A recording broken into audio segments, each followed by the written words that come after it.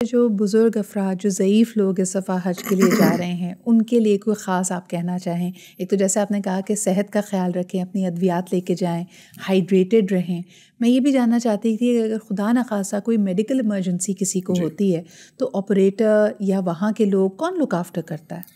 دیکھیں، ہر کیمپ کے قریب ہاسپٹل منا کے اندر ہاسپٹلز ہیں، اور ہماری چونکہ جو ایک مکتب ہماری جو زون 1 ہے اس کے ساتھ ہی ایک ہاسپٹل ہے، منا کے ہاسپٹل، مسجد خیف کے ساتھ بھی ایک بڑا ہاسپٹل ہے. اس کے علاوہ پاکستان گورنمنٹ کے بھی کچھ کیمپس لگے ہوئے ہوتے ہیں میڈیکل ایمرجنسی ریلیٹڈ، تو وہ بڑی سہولت کے ساتھ ہو جاتی ہیں. اللہ نہ کرے کوئی ایسی ایمرجنسی ہو تو ہم وہاں سے ان کو موو کرا کے ہاسپٹل بھی شفٹ کر دیتے ہیں. دوسری آپ نے کہا کیا چیز ہونی چاہیے. دیکھیں، منا میں یہ بات ہماری رہ گئی کہ منا میں جیسے جانے سے پہلے کیا ہمارے پاس ہونا چاہیے. دیکھیں، منا میں نارملی جو ہم لوگ یعنی جو آپ اس طرح کے پیکیجز جو پرائیویٹ سے لے کے جاتے ہیں، منا کے اندر آرام کرنے کے لیے صوفہ بیڈز ہوتے ہیں، پیلوز ہوتے ہیں، اور یعنی خوشبو کے بغیر جو لیکوڈ سوپ ہے یا سوپ ہے وہ چیزیں بھی موجود ہوتی ہیں، ٹیشو پیپرز ہوتے ہیں. تو آپ نے جو کیری کرنا ہے، مردوں کے لیے میں اکثر کہتا ہوں کہ ایک ایکسٹرا احرام کی چادر ان کیس آف ایمرجنسی کو گندا ہو گیا تھوڑی سی اس وجہ سے.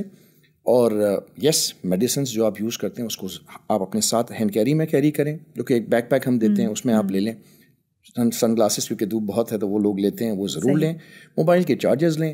اور آئی تھنک اس کے علاوہ خوشبودار کوئی چیز آپ نے لینا نہیں ہے. ٹوتھ پیسٹ، آپ ٹوتھ برش لینا چاہیں لے لیں، ٹوتھ پیسٹ اگر اوڈر لیس آپ کے پاس ہے تو کچھ میں دیکھ رہی تھی کہ آج کل ایکسیسریز بہت چل رہی ہیں، میں نے کہا میں آپ سے ضرور پوچھوں گی. آج کل ہر کوئی کہہ رہا ہے کہ نیک فین لینا بڑا ضروری ہے، وہ گردن میں جو تھوڑی بہت ہوا اس سے آ رہی ہوگی، کیا اس سے کوئی فرق پڑتا ہے؟ دیکھیں، ظاہر ہے کہ مجھے جیسے گرمی زیادہ لگتی ہے، میں کہتا ہوں ہاں ٹھیک ہے جی، اچھا لینا چاہیے. تو وہ ڈپینڈ کرتا ہے، اس سے کوئی مذائقہ نہیں ہے. لیکن یہ کم سے کم سامان، اور لیڈیز خواتین کے لیے میں اکثر کہتا ہوں کہ جی پلیز کم سے کم سامان. ہماری تو خواتین ایسی ہوتی ہیں وہ پوری ٹرالی بیگ لے کر آتی تھیں، تو میں ان سے پوچھتا تھا کہ مجھے بتائیے، میں یہ چیزیں بتاتا ہوں. ایک ایکسٹرا جوڑا اپنے ساتھ رکھ لیں، اور جیسے میڈیسنز اگر آپ یوز کرتی ہیں وہ رکھ لیں، چارجر رکھ لیں، سن گلاسز رکھ لیں. اور اس کے علاوہ کوئی چیز ہے تو مجھے بتائیے آپ، تاکہ میں بھی ایڈ کر دوں.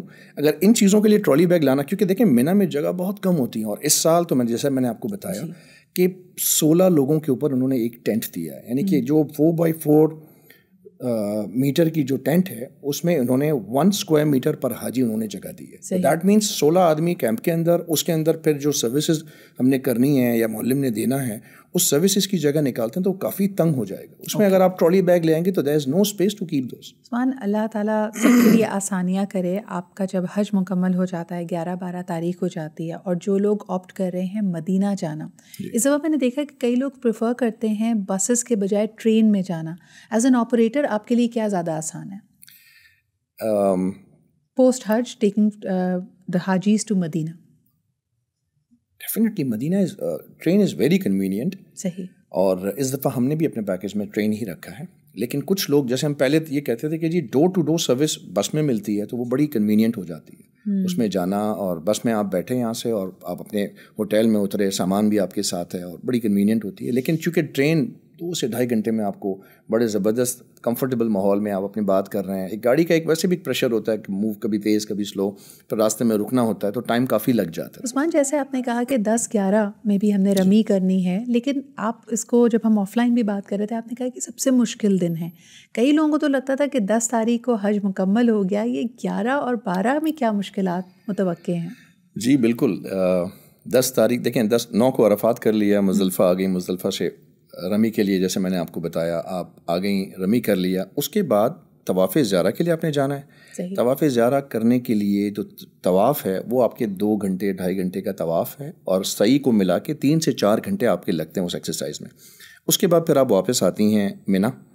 اچھا، منا آنے کے بعد جو 11 اور 12 کی رمی ہے وہ رمی کرنی ہے. دیکھیں، ہم اس وقت ایسی جگہ لوکیٹڈ ہیں جو ہمارا زون 1 کے اندر لوکیشن ہے، one of the best location ہے. ان کیمپس کے بعد سیدھا جمرات ہے، تو جمرات آپ جائیں گے، رمی کر کے واپس آ جائیں. لیکن ہوتا کیا ہے کہ کبھی کبھار جو جیسے پہلے آپ نے پوچھا تھا کہ جی یہ ہرڈلس لگا دیتے ہیں، جو ٹنلز ہیں، واک ویز ہیں، ان کو بند کر دیا جاتا ہے، ٹنلز کو بلاک کر دیتے ہیں، وہ ٹریفک کو مینیج کر رہے ہوتے ہیں. اس میں بھی میرے خیال میں کئی لوگوں کو یہ بہم ہوتا ہے کیوں کر دیا انہوں نے، what's the the method in this madness. وہ اپنے طریقے سے لوگوں کو مینیج کر رہے ہوتے ہیں. تو اس میں کیا ہوتا ہے کہ وہ اپنے آپ اپنے خیموں میں بھی آنا چاہیں گے تو وہ آنے نہیں دیتے ہیں. وہ کہتے ہیں کہ جی آپ کو اسٹریٹ جانا ہے. تو وہ اسٹریٹ واک کبھی اس پچھلے سال کی میں آپ کو بات بتاؤں تو لوگوں نے رمی کرنے کے بعد یعنی منا کے اینڈ تک مزدلفہ تک واک کیا صرف ایک یو ٹرن لینے کے لیے. تو یہ چیزیں پاسبل ہیں. اس کے لیے میں نے شروع میں بھی آپ سے کہا کہ اگر ہم شروع دن سے واک کی عادت بنا لیں گے, مینٹلی طور پہ پریپیئرڈ ہوں گے کہ جی یہ حج کے جو 5 دن ہیں اس میں 10, 11 اور 12 ٹف ڈیز ہیں جس میں واک کرنی ہے, تو ان شاء اللہ تعالیٰ چیزیں آسان ہو جائیں. اچھا, کس چیزوں کا خیال رکھا جائے؟ Of course you are in those compact situations, آپ عبادت کی نیت سے گئے ہوئے ہیں. کچھ لوگوں نے کہا کہ کھانا لائٹ کھائیں, کچھ لوگوں نے کہا کہ اور مختلف آپ کو ٹپس مل رہے ہوں گے. Any pro tips from you کہ آپ اپنے آپ کو انرجیٹک کیسے رکھیں, اپنا خیال کیسے رکھیں, گرم ترین حج ہوگا اس میں کیسے خیال رکھیں؟ بالکل صحیح ہے جی. آپ نے سب سے پہلے تو یہ جو کم کھانے والی بات ہے نا وہ بہت اچھی ٹپ ہے. اور اس کی وجہ یہ ہے کہ دیکھیں واش رومز اگر پرائیویٹلی ہے بھی تو اس کی تعداد بہت کم ہوتی ہے, اور منا میں پھر بھی تعداد ہے, عرفات میں کم ہو جاتی ہیں, مزدلفہ میں بالکل ہی کامن واش رومز ہیں, گورنمنٹ کے واش رومز ہیں. تو آپ جتنی کم لائٹ رہیں گی یا لائٹ رہیں گے آپ کے لیے کنوینئنٹ ہے کہ جی یہ ان چیزوں سے آپ اوائڈ کر سکتے ہیں, بچ سکتے ہیں. تو ایک تو اپنے آپ کو لائٹ رکھنا ہے, کم کھانا ہے, اور سب سے زیادہ خوب پانی کا استعمال ہے. جیسے ہم نے پہلے ڈسکس کیا تھا ORS ہے تو آپ لے کے اپنے ساتھ رکھیں تاکہ آپ کو یہ فیل نہ ہو کہ جی میں ویک ہو رہا ہوں یا میں ڈی ہائیڈریٹ ہو رہا ہوں. تو اپنی ہائیڈریشن کا خیال رکھنا ہے, ORS آپ نے رکھنا ہے. کئی دفعہ اگر آپ ڈی ہائیڈریٹڈ ہو رہے ہیں تو آپ کی باڈی میں الیکٹرولائٹس یا پھر نمکیات آلریڈی کم ہو رہی ہے, تو صرف پانی پینے سے وہاں پہ کام نہیں بنے گا, آپ کو اس وقت کچھ نہ کچھ ORS لینا ضروری ہے. عام طور پہ ایک اور چیز, and this is probably going to be my last question to you Usman, کہ ماشاء اللہ اللہ تعالیٰ نے آپ کو سعادت دی ہے کہ نہ صرف آپ ایک پرائمری آپریٹر ہیں, you are in the forefront, but آپ نے خود ماشاء اللہ اتنے سارے حج ادا کیے ہیں. آپ کے مطابق, اور آپ کا ملنا جلنا تمام ہی اسکالر سے, علماء کرام کی صحبت رہتی ہے, کس طرح یہ ایک حاجی کے دل میں اطمینان آئے کہ جو میں نے اتنی مشقت کی ہے, اللہ تعالیٰ کی عبادت کی ہے, یہ مبرور بھی ہے اور یہ اللہ تعالیٰ نے قبول بھی کی ہے؟ اس میں تو سب سے پہلے دعا تو یہ کہ جی ہر بندہ جو ہے اللہ کے گھر پہ جا رہا ہے, اللہ سب کے حج کو قبول کرے, اور یقیناً اللہ رب العزت قبول فرمائیں گے. کہ جی اتنے کچھ لوگوں کی جمع پونجی ہوتی ہے, کچھ لوگوں کے دل کے اندر خواہش ہوتا ہے کہ جی میں اپنے اور صحت کے لیے دعا کرتے ہوئے سب چیزیں کرتے ہوئے لوگ جاتے ہیں. تو جیسے آپ نے کہا کہ کافی اسکالرز ہمارے ساتھ آتے بھی ہیں اور ان کو ہم درخواست بھی کرتے ہیں, وہ آتے ہیں اپنا بیان دیتے ہیں, پھر لوگ بہت پسند بھی کرتے ہیں. خلاصہ ہمارے جیسے بڑوں سے میں نے سنا ہے وہ یہ کہ جی حج کی قبولیت کہتے ہیں اکبری حج ہے. اکبری حج تو وہ کہلاتا ہے جو جمعے کے دن حج ہوتا ہے, لیکن ہمارے بڑے فرماتے ہیں کہ اکبری یا مقبول حج وہ ہے جو قبول ہو جائے, اور قبولیت کی نشانی یہ ہے کہ زندگی میں انسان کی تبدیلی آ جائے. اور تبدیلی اس سینس میں نہیں کہ جی آپ بالکل 360 ڈگری میں کوئی تبدیل ہو جائے. یہ میرا اپنا پوائنٹ آف ویو ہے کہ اگر ایک آدمی 2 نمازیں پڑھ رہا تھا یا 3 پڑھ رہا تھا, اگر وہ 5 نمازوں پہ آ گیا تو اس کی زندگی میں تبدیلی ہے. تو یہ قبولیت کی نشانی ہے. کوئی بندہ اگر غلط بیانی کرتا تھا, اس نے اگر غلط بیانی چھوڑ دی تو ڈیفینیٹلی یہ بھی تبدیلی ہے. اسی طرح سے خواتین کے لیے بہت ساری چیزیں ہیں کہ جو وہ نہیں کر رہی تھیں انہوں نے کرنا شروع کر دیا اچھی چیزیں, تو وہ تبدیلی ہے. اسی طرح سے کوئی بندہ کسی کے معاملات ہے, اسپیشلی ہمارے مولانا حضرات فرماتے ہیں کہ سب سے پہلے وہ بیان منا اور عرفات میں یہ کرتے ہیں کہ کسی سے اگر کسی کا دل دکھایا ہے, کسی کے پیسے آپ نے کسی کے پیسے دینے ہیں, کسی کے ساتھ معاملات ہیں, تو اسی وقت آپ نیت کریں کہ میں اس کو سیدھا کروں گا. اور اس کو کرنے کے لیے امیڈیٹلی آپ کہتے ہیں یہیں سے فون کریں آپ. صحیح. اور اکثر لوگ ہمارے حضرت فرماتے تھے کہ ایک آدمی کہتا ہے حضرت آپ کو نہیں پتا میری غلطی نہیں ہے, اس کی غلطی ہے. اس فرمایا کہ اسی لیے تو آپ فون کرو گے تو آپ بڑے ہوگے. اگر میری غلطی ہے تو میں نہیں فون کرنا معافی مانگنے کے لیے. اگر اس کی غلطی ہے اور میں فون کر کے معافی مانگ رہا ہوں یا میں اس کے پاس جا کے معافی مانگ رہا ہوں تو اللہ رب العزت مجھے اونچا بھی کریں گے اور اس کے لیے اجر بھی ہے.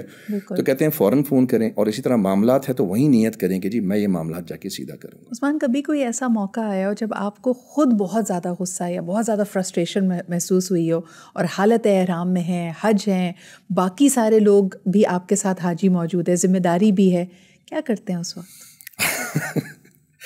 دیکھیے غصہ تو آنا ضروری ہے لیکن فطری ہے, بالکل فطری ہے. ہوگا نا غصہ نہ آئے تو وہ اس کے بارے میں کچھ بتایا بھی ہے کہ وہ صحیح نہیں ہے.